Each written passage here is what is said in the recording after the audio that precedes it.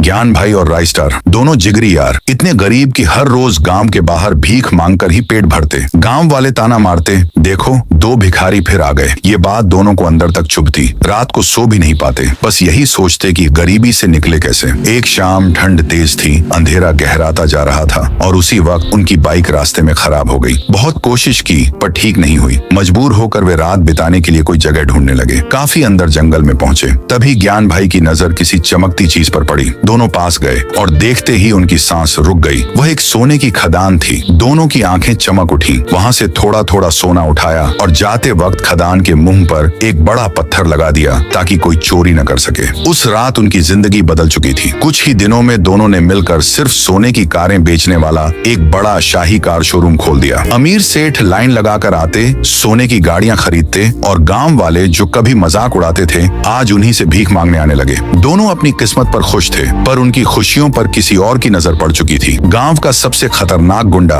बबलू सेठ, जिसका शौक था बेवजह लोगों को मारना, डराना। एक दिन बबलू ने संयोग से ज्ञान भाई और राय स्टार को खदान से सोना ले जाते देख लिया। उस दिन से वह रोज उस जगह पहुंचता, लेकिन खदान का मुंह नहीं ढूंढ पाता था। आखिर उसने एक चाल चली। एक दिन राय स्टार सोने की कार तैयार कर रहा था कि अचानक सोना खत्म हो गया। वह जल्दी से ज्ञान भाई के पास गया। ज्ञान, सोना खत्म हो गया, तू खदान से ले आ जल्दी। ज्ञान भाई गाड़ी लेकर निकल पड़ा। उसे नहीं पता था कि बबलू सेठ उसके पीछे पीछे आ रहा है। खदान के पास पहुंचकर ज्ञान भाई पत्थर के सामने खड़ा हुआ और बोला, खुल जा वरना राय स्टार आ जाएगा। और जैसे जादू से पत्थर हट गया। बबलू सेठ ने सब देख लिया। उसकी आंखों में लालच भर गया। इधर राय स्टार बड़ा परेशान, ये ज्ञान इतना लेट क्यों हो रहा है। आखिर वह खुद खदान पहुंचा। अंदर जाकर राय स्टार का दिल बैठ गया। ज्ञान भाई बेहोश पड़ा था। राय स्टार उसे गोद में उठाकर बोला, ज्ञान किसने किया ये। ज्ञान भाई ने टूटे शब्दों में कहा, मैं सोना बाहर गाड़ी में रख रहा था, अचानक बबलू पीछे से आया, मुझे मारकर बेहोश कर दिया और सारा खजाना लूट कर ले गया। राय स्टार की आंखों में आग जल उठी। उसने ज्ञान भाई को गले लगाकर कहा, तू हॉस्पिटल जा और बबलू को